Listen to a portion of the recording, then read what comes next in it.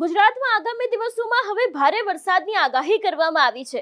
આપણે જોયું હતું કે પહેલો વરસાદનો રાઉન્ડ પૂરો થયો એ બાદ ગુજરાતમાં ખૂબ જ ઓછો વરસાદ જોવા મળ્યો હતો, પણ હવે જ્યારે બીજો વરસાદી રાઉન્ડ આવવાનો છે એની પહેલા ઘણા બધા એવા વિસ્તારો છે કે જ્યાં ક્યાંક ભારે વરસાદ પડી શકે છે। ગઈકાલે પણ આપણે જોયું હતું કે ઘણા બધા એવા વિસ્તારો હતા કે જ્યાં ભારે વરસાદ જોવા મળ્યો હતો, કોઈક જગ્યાએ હળવોથી મધ્યમ વરસાદ જોવા મળ્યો હતો, પણ આજે પણ ગુજરાતના એવા જિલ્લાઓ છે કે જ્યાં રેડ એલર્ટ આપવામાં આવ્યું છે। આ જિલ્લાઓ કયા છે, હવામાન નિષ્ણાંત પરેશ ગોસ્વામી દ્વારા પણ શું આગાહી કરવામાં આવી છે, એ દરેક વિષયને લઈને વાત કરીશું આજની આ વેધર અપડેટમાં। નમસ્કાર, હું હંસિની અને તમે જોઈ રહ્યા છો નિર્ભય ન્યૂઝ। અત્યારે હાલ એક સાથે લગભગ 2 થી 3 જેટલી સિસ્ટમ સક્રિય થઈ છે અને એને જ કારણે ગુજરાતમાં વરસાદ આવી શકે છે એવી સંભાવનાઓ છે।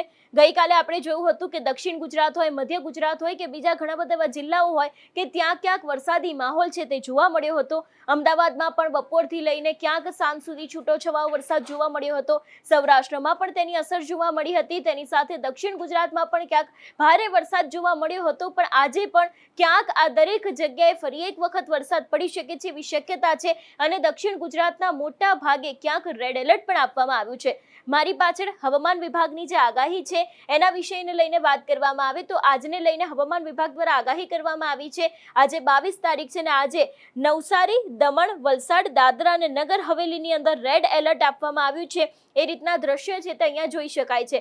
ગઈકાલે પણ આપણે જોયું હતું કે ખૂબ જ ભારે માત્રામાં દક્ષિણ ગુજરાતની અંદર વરસાદ આવ્યો હતો, પણ આજે નવસારી, દમણ, વલસાડ, દાદરા અને નગર હવેલીની અંદર પણ ક્યાંક ભારેથી અતિ ભારે વરસાદ આવી શકે છે એવી સંભાવના છે। એ બાદની જો વાત કરવામાં આવે કે ઓરેન્જ એલર્ટ એટલે અહીંયા પણ ક્યાંક ભારે વરસાદ આવી શકે છે એવી શક્યતા છે। એમાં સુરત છે, તાપી છે, ડાંગ છે, નર્મદા, છોટાઉદેપુર છે। એ બાદ વાત કરવામાં આવે પંચમહાલ, દાહોદ, મહીસાગર, અરવલ્લી છે, અહીંયા પણ ક્યાંક ભારે વરસાદ પડી શકે છે। યેલો એલર્ટની વાત કરવામાં આવે એટલે કે હળવોથી મધ્યમ વરસાદ અમદાવાદ, ગાંધીનગર, સાબરકાંઠા, ખેડા, આણંદ, વડોદરા અને ભરૂચની અંદર પણ ક્યાંક એવો વરસાદ જોવા મળી રહ્યો છે। હળવોથી મધ્યમ વરસાદ અથવા તો પછી વરસાદની શક્યતા નહીવત છે। એ આ દરેક વિસ્તારમાં ક્યાંય વરસાદ છે તે આજના દિવસે નહીં પડી શકે એવી શક્યતા છે, પણ ખાસ કરીને દક્ષિણ ગુજરાતના જે રીતના ભાગો જોવા મળી રહ્યા છે કે જેમાં નવસારી આવી ગયું, દમણ, વલસાડ આવી ગયું, એ જ દરેક જગ્યાએ આજે ક્યાંક ભારેથી અતિ ભારે વરસાદ પડી શકે છે એવી સંભાવના હવામાન વિભાગ દ્વારા વ્યક્ત કરવામાં આવી છે। હવે સમજીએ કે એ બાદના દિવસો છે એનું વાતાવરણ પણ કેવું રહેવાનું છે, કારણ કે આ વાત થઈ આજના દિવસ આ વિસ્તારો અંદર રેડ એલર્ટ છે। ઘણા બધા વિસ્તારો એવા છે કે જ્યાં યેલો અને ઓરેન્જ એલર્ટ આપવામાં આવ્યું છે, પણ આવતીકાલથી પણ ક્યાંક આ વરસાદ છે તે ધીરે ધીરે વધારે જોર પકડી રહ્યું હોય એવું પણ લાગી રહ્યું છે।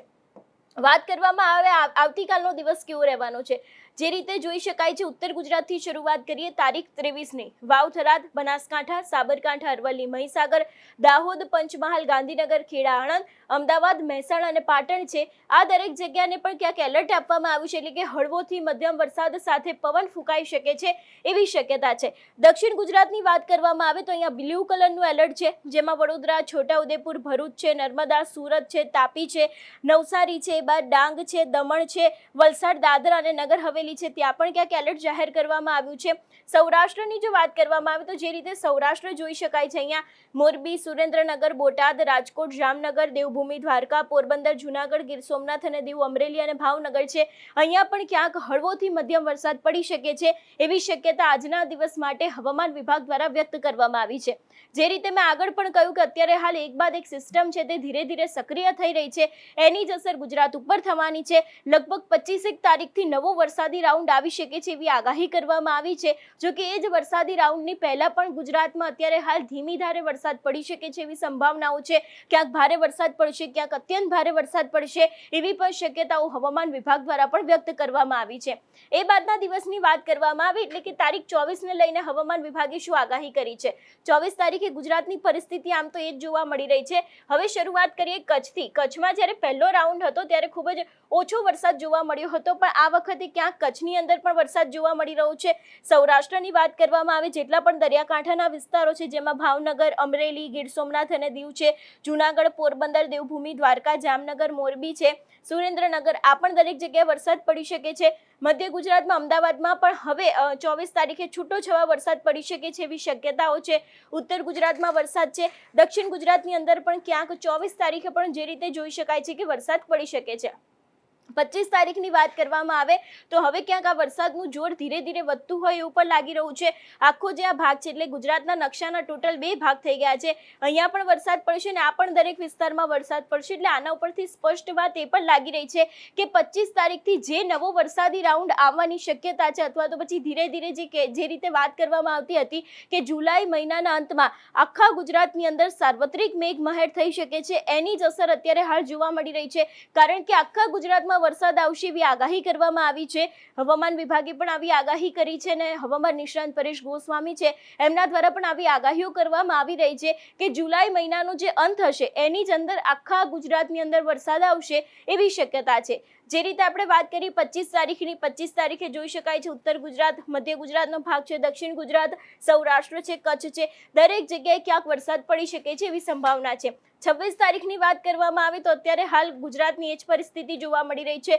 વરસાદી માહોલ આખા ગુજરાતમાં છે.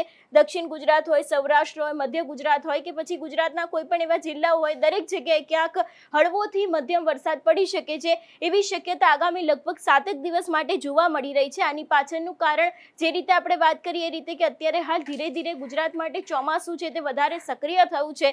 આમ તો વરસાદનો પહેલો રાઉન્ડ પૂર્ણ થયો હતો, એ બાદ લગભગ 15 દિવસ સુધી ગુજરાતમાં ક્યાંય પણ વરસાદ નહોતો જોવા મળ્યો. ઘણા બધા લોકો એવા પણ છે કે જે લોકો ગરમીને કારણે ત્રાહિમામ પુકારી ઉઠ્યા હતા, પણ હવે ધીરે ધીરે ક્યાંક વાતાવરણની અંદર પણ ઠંડક પ્રસરી શકે છે. અને બીજી વસ્તુ એ કે આ વખતનો જે વરસાદ છે તે ક્યાંક પવનની સાથે પણ આવી શકે છે. એટલે કે પવનની ગતિ જે વરસાદની સાથે આમ હોય છે એના કરતાં આ વખતે થોડીક વધારે રહી શકે છે એવી પણ શક્યતાઓ લાગી રહી છે. એ બાદની જો વાત કરવામાં આવે તો તારીખ 27 પણ ગુજરાતમાં એ જ પરિસ્થિતિ જોવા મળી રહી છે. આખા ગુજરાતની અંદર સાર્વત્રિક મેઘમહેર છે તે અત્યારે હાલ ક્યાંક જોવા મળી રહ્યું છે. હવે સમજી લે વિંડીના માધ્યમથી કે આજના દિવસની પરિસ્થિતિ કેવી રહેવાની છે, આજે ક્યાં એવા વિસ્તારો છે કે જ્યાં વરસાદ પડી શકે છે અને કેટલો વરસાદ પડશે. હવે વિંડીના માધ્યમથી પણ સમજી લે કે આજના દિવસની પરિસ્થિતિ શું રહેવાની છે. લગભગ અત્યારે હાલ 9 વાગ્યાનો સમય થયો છે. જે રીતે જોઈ શકાય છે કે જે રીતે હવામાન વિભાગની આગાહી હતી કે આખા ગુજરાતની અંદર વરસાદ જોવા મળશે એવી જ પરિસ્થિતિ અહીંયા પણ દેખાઈ રહી છે. કાલાવાડમાં છૂટોછવાયો વરસાદ છે, રાજકોટમાં વરસાદ જોવા મળી રહ્યો છે, જેતપુરમાં વરસાદ છે, જૂનાગઢ હોય, દરિયાકાંઠાની આસપાસ આવેલા વિસ્તારો હોય ત્યાં પણ વરસાદ છે, અમરેલીમાં પણ વરસાદ જોવા મળી રહ્યો છે, ભાવનગર, પાલીતાણા અને અલંગ છે ત્યાં ક્યાંક ભારે વરસાદ આવી શકે છે એવી શક્યતા છે. મહુવા અને રાજુલામાં પણ વરસાદ જોવા મળી રહ્યો છે. જે રીતની વાત કરવામાં આવે રાજપીપળા અને ડેડિયાપાડા વાળો જે આખો વિસ્તાર છે ત્યાં પણ ક્યાંક ભારે વરસાદ પડી શકે છે એવી શક્યતા છે.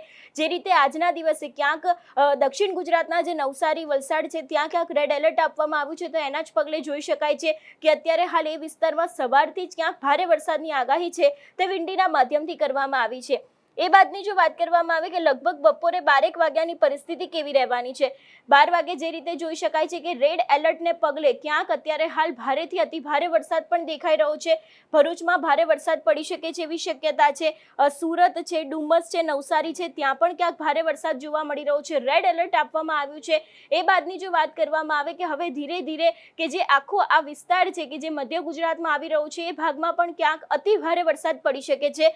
બોટાદની અંદરની આસપાસ વિસ્તારો છે ત્યાં પણ રેડ એલર્ટ છે અને એની જ અસર સુરેન્દ્રનગર, ધાંગધ્રા, મોરબી, રાજકોટ છે એ પણ દરેક વિસ્તારમાં થશે. અને આ જ દરેક જગ્યાએ ક્યાંક રેડ એલર્ટ આપવામાં આવ્યું છે. એટલે કે અહીંયા ક્યાંક ભારેથી અતિ ભારે વરસાદ આજે બપોરના સમયે પડી શકે છે એવી શક્યતા છે.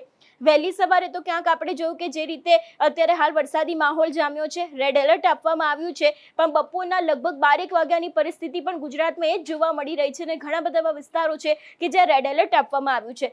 સમજી લે કે લગભગ 3 વાગ્યાની આસપાસની પરિસ્થિતિ છે તે શું કહી રહી છે, કારણ કે જે રીતે અત્યારે હાલ ગુજરાતમાં વરસાદી માહોલ જોવા મળી રહ્યો છે 3 વાગે પણ ક્યાંક ભારે વરસાદની શક્યતા છે, જેમાં ભરૂચ આવી ગયું, સુરત છે, નવસારી છે, વલસાડ છે, વડોદરા છે ત્યાં ક્યાંક ભારે વરસાદ પડી શકે છે.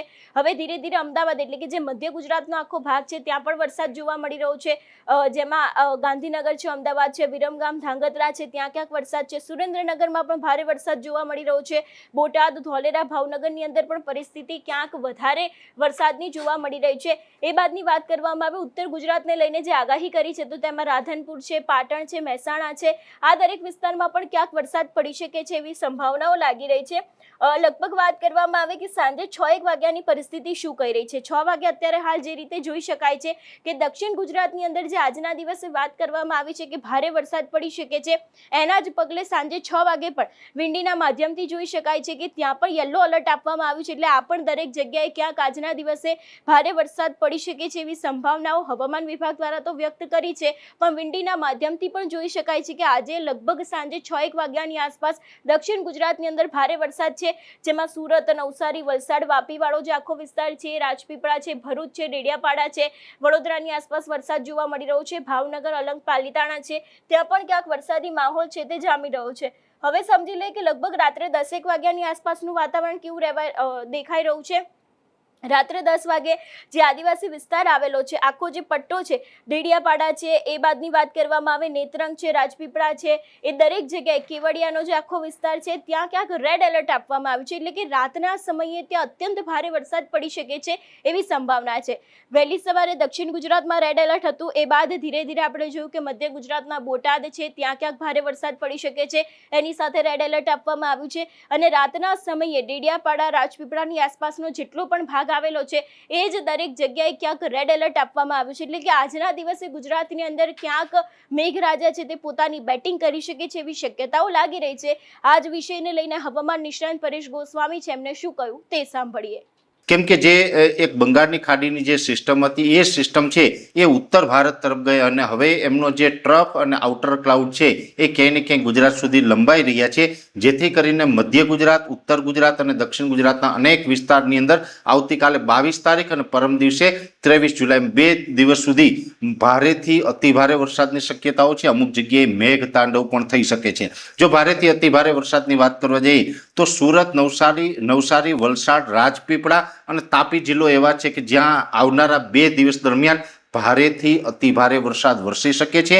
એવી જ રીતે મધ્યપ્રદેશ બોર્ડરે છોટાઉદેપુર અને દાહોદ, ગોધરા સાથે મહીસાગર, તો આ જિલ્લા એવા છે કે જેની અંદર આવતીકાલે 22 જુલાઈ અને પરમ દિવસે 23 જુલાઈ 2 દિવસ સુધી ભારેથી અતિભારે વરસાદની સંભાવનાઓ રહેલી છે. મધ્ય ગુજરાતના બીજા વિસ્તારોની વાત કરવા જઈએ તો ખાસ કરીને ભાલ વિસ્તાર હોય, આણંદ, નડિયાદ, ખેડાવાળો વિસ્તાર છે, તારાપુરથી લઈ ધર્મતથી લઈ અને તમામ વિસ્તારોની અંદર પણ એકંદરે સારાથી મધ્યમ એકાદ સેન્ટરમાં કદાચ ત્યાં ભારે સ્પેલ થશે. એવી જ રીતે વડોદરા જિલ્લો છે, એમાં પણ વડોદરા, પાદરા હોય કે વગેરે આસપાસના જે તમામ વિસ્તારો છે, આંકલાવ, આ તમામ વિસ્તારની અંદર આવનારા 2 દિવસ સુધી મધ્યમથી ભારે ને એકાદ સ્પેલ છે અતિ ભારેનો પણ થઈ શકે છે. એવી જ રીતે ઉત્તર ગુજરાતના અમુક સેન્ટર છે જ્યાં ભારેથી અતિ ભારે વરસાદ કદાચ બની શકે કે એકાદ સેન્ટરની અંદર મેઘ તાંડવ જેવી સ્થિતિનું પણ નિર્માણ થઈ શકે, જેમાં અરવલ્લી જિલ્લો હોય, હિંમતનગર એટલે કે જે સાબરકાંઠા જિલ્લો છે, બનાસકાંઠાના પૂર્વ ભાગો છે, મહેસાણા છે અને સાથે મધ્ય ગુજરાતનું અમદાવાદ, ગાંધીનગર, આ વિસ્તારોની અંદર ભારેથી અતિ ભારે વરસાદની શક્યતાઓ છે. મેઘતાંડવ જેવી પણ સ્થિતિનું નિર્માણ થઈ શકે છે. એટલે ખાસ આ બધા વિસ્તારો છે ને આ એક પ્રકારે અત્યારે રેડ એલર્ટમાં ગણી શકાય. ફરીથી હું આપને જિલ્લા જણાવું, દક્ષિણ ગુજરાતની અંદર સુરત, વલસાડ, નવસારી, વાપી અને જે કંઈ આપણે રાજપીપળા છે કે તાપી જિલ્લો છે, આ વિસ્તારોની અંદર વધારે પડતા વરસાદની શક્યતાઓ છે. એ સાથે છોટાઉદેપુર, દાહોદ, ગોધરા, વડોદરા અને અમદાવાદ, ગાંધીનગર, સાબરકાંઠા હોય, મહેસાણાના અમુક ભાગો છે અને એની સાથે અરવલ્લી જેવા વિસ્તાર છે, મહીસાગરના વિસ્તાર છે, આ તમામ વિસ્તારની અંદર ભારેથી અતિ ભારે વરસાદની શક્યતાઓ છે. જેમાં 22 જુલાઈ અને 23 જુલાઈ એમ 2 દિવસ દરમિયાન અનેક સેન્ટરની અંદર મેઘ તાંડવ જેવી સ્થિતિ થશે. કદાચ બની શકે કે 5 થી લઈને 10 ઇંચ અને એકાદ સેન્ટરની અંદર 10 ઇંચ કરતાં પણ વધારે વરસાદ વરસી શકે છે. ખાસ અમદાવાદ, ગાંધીનગર છે, આમ તો કેપિટલ છે આપણા, અમદાવાદ છે, ગાંધીનગર આપણું કેપિટલ છે ને અમદાવાદ છે એ પણ એક મોટું સિટી છે અને એની અંદર પણ જ્યારે વધારે વરસાદ થાય ત્યારે જળભરાવની સ્થિતિનું નિર્માણ થતું હોય એવી પરિસ્થિતિનો પણ કદાચ આવનારા 2 દિવસમાં સામનો કરવો પડે છે. એટલે આ પ્રકારનું આખું હવામાન રહેવાનું છે. આજે એટલા મેં આપને વિસ્તારના નામ જણાવ્યા, એ વિસ્તારની અંદર ભારે અથવા તો અતિ ભારે વરસાદ જોવા મળશે. બીજા વિસ્તારોની અંદર જે હળવો વરસાદ રહેશે.